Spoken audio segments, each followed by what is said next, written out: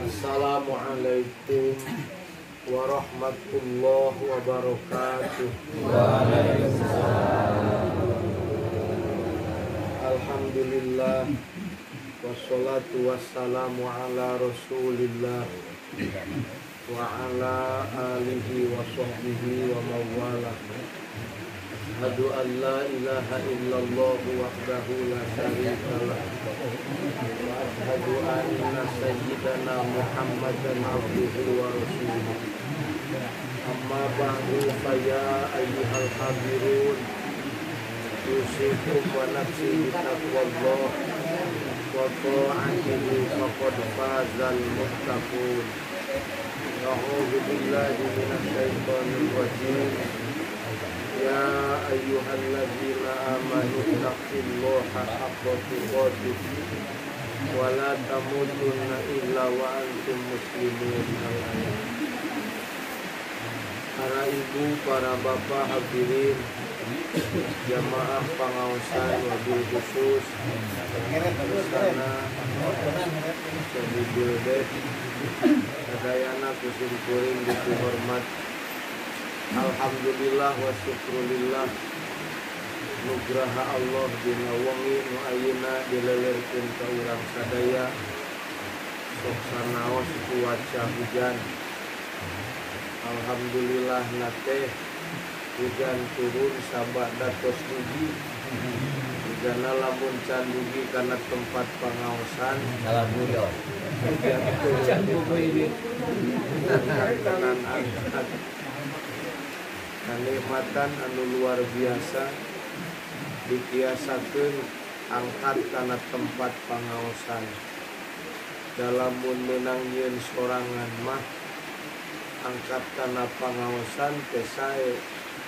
Lamun bisa nyieun init punya lira saha nu mung neang kana anu sae. Tetap jalmi nu dikeresatkeun karena parentahan Allah teh panguntung-untungna jelema. Alamat nu diridoan ku Allah teh kana panitah Allah digawe. Alamat nu dibenduan ku Allah teh kana panitah Allah teu digawe.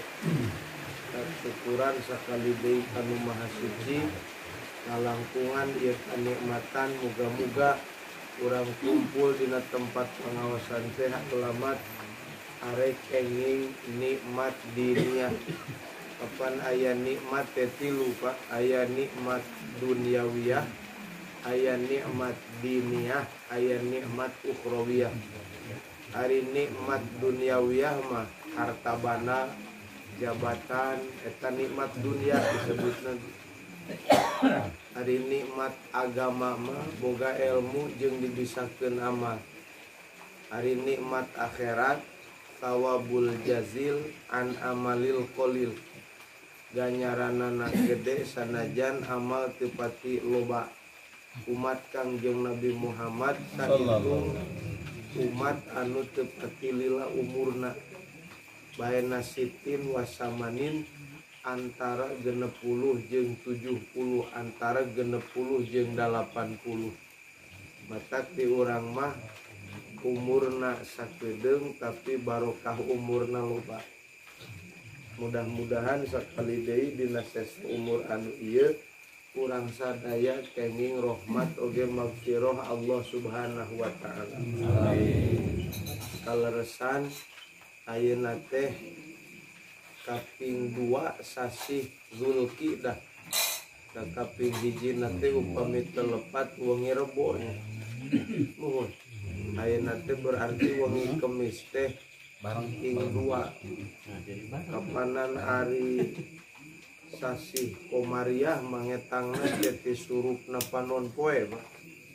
beda aibat kurma Syamsiah Masehi ngitung nate ti jam 12 peting tanggal ai urang mah ngitung tanggal teh disurupna panon poe upami telepat ayeuna teh kaping 2 sasih Zulqidah sanes sasih Hapit nih. Hari Hapit mah juga na bahasa kirata dikira-kira nyata ka Hapit ieu bulan teh kudua lebaran kamari Idul Fitri engke bulan haji Idul Adha. Hari Zulqidah teh kalebet kana sasih haji Ashhurul Hajj Syawal Zulqidah Zulhijjah eta teh Ashhurul Hajj disebutna teh. Alhamdulillah dina tahun anu ieu ti nagara urang tiasa angkat deui ka tanah suci Mekah sok sanaos henteu full kuotana. Kadongeng sareng urang Al Mukarromah anu bade angkat teh 170 anu kacanak mung 70 cenah Pak. Seueur keneh anu teu kacanak. Malah ngadongengkeun lamun ayeuna daftar teh ka ini teh 38 tahun deui.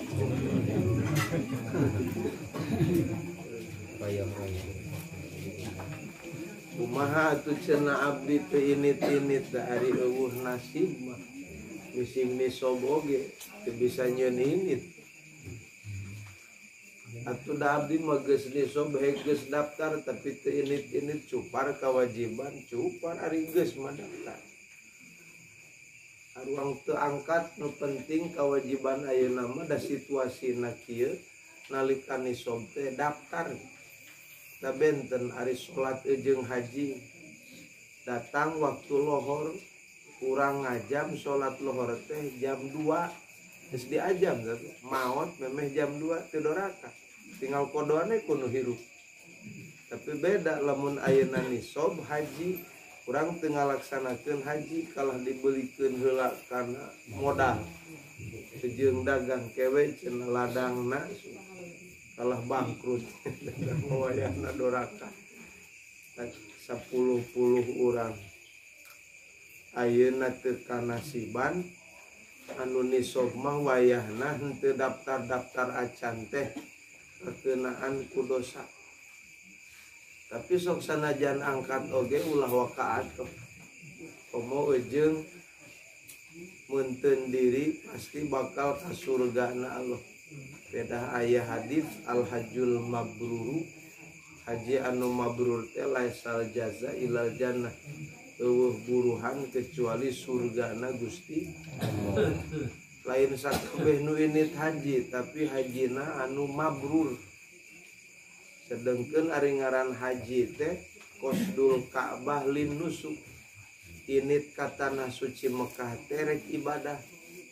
Lamun ka Mekah rek ibadah kudu apal aturan ibadah haji. Aya rukun haji, aya wajib haji, aya pasunatan haji. Dilurupi pada melan nu kedah diuninga ku urang. Lamun rukun haji salah sawiosna teu kapidamel teu jadi hajina. Wajib haji lamun salah sawiosna teu kapidamel eta mah wajib mayar dam. Sunat haji mah kawas sunat sholat dipigawe mangga henteu ge teu sawios wios ngan lamun dipigawe insyaallah asal pagaweana bener menang buruhan. Sedengkeun akhir zaman cek Nabi nemu ngahaji teh seperti rametuk. Ari rametuk mah tara saeutik balad loba baladna. Paingan atuh nu ka Arab nyeseg ayeuna loba.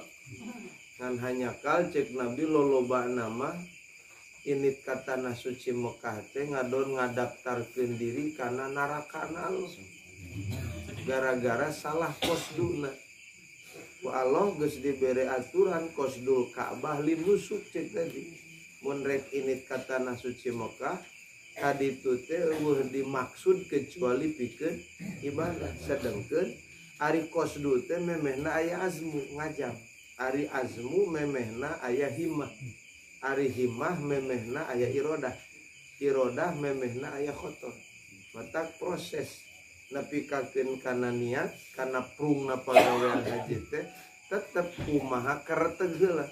Sedengkeun kareteg hate nu aya di jelema teh aya 5 rupa.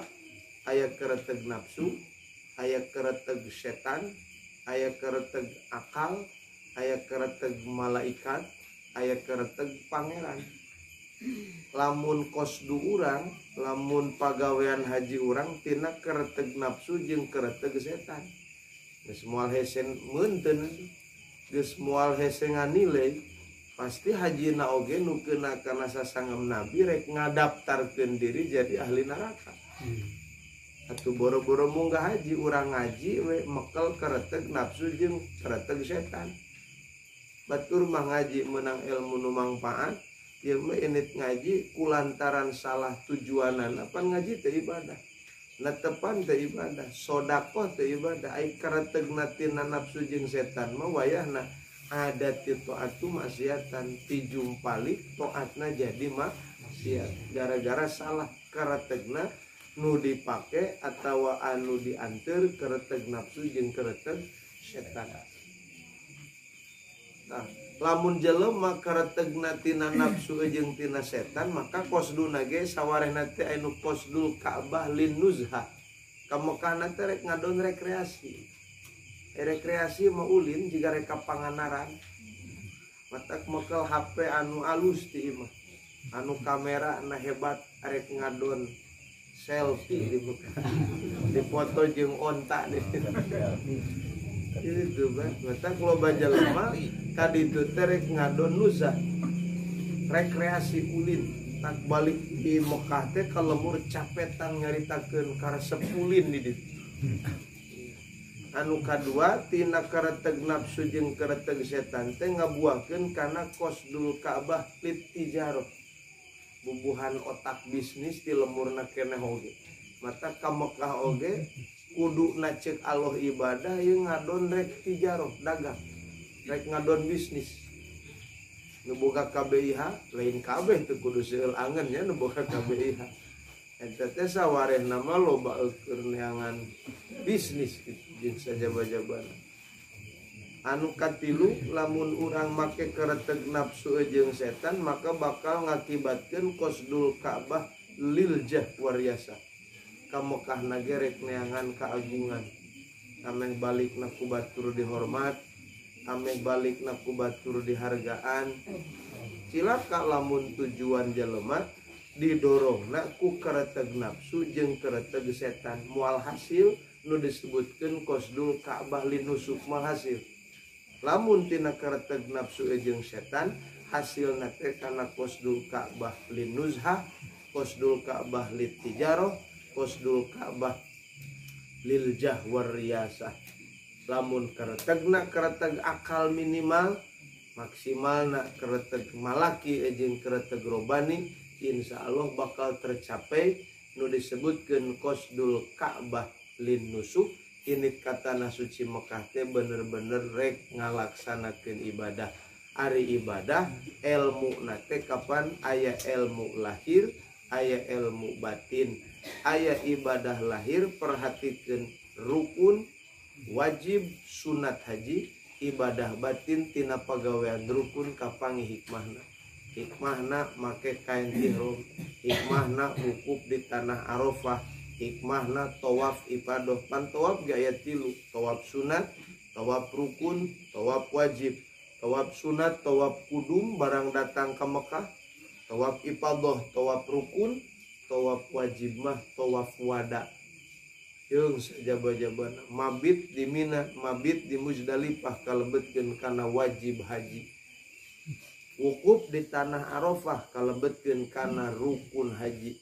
Janten materi nurek dipigawe di Mekah teh keur ibadah haji geus kudu kagamar. Jika urang rek ngalaksanakeun salat ti mimiti takbiratul ihram nepi ka awe salam teh geus aya dina hate.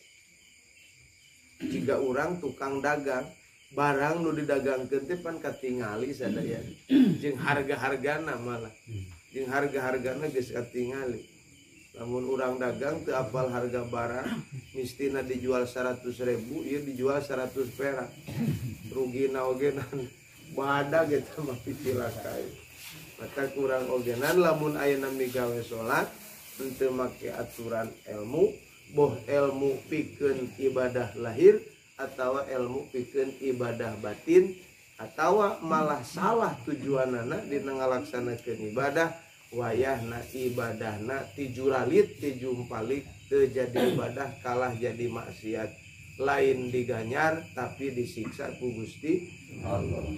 Mudah-mudahan we urang teu init anu mararangkat we dina tahun ieu urang doakeun ku sadayana muga-muga disalametkeun di perjalananana.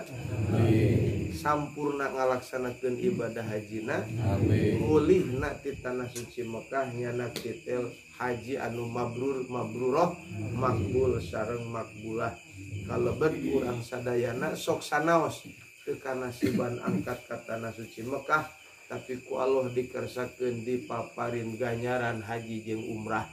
Da aya sanajan init ka tanah suci Mekah tapi teu meunang ganjaran haji jeung umrah, sanajan teu init ka tanah suci Mekah tapi boga ganjaran haji jeung umroh. Mun Allah mere ganjaran haji jeung umroh hungkul ka jelema nu init ka Mekah pang teu adilna Allah mun kitu.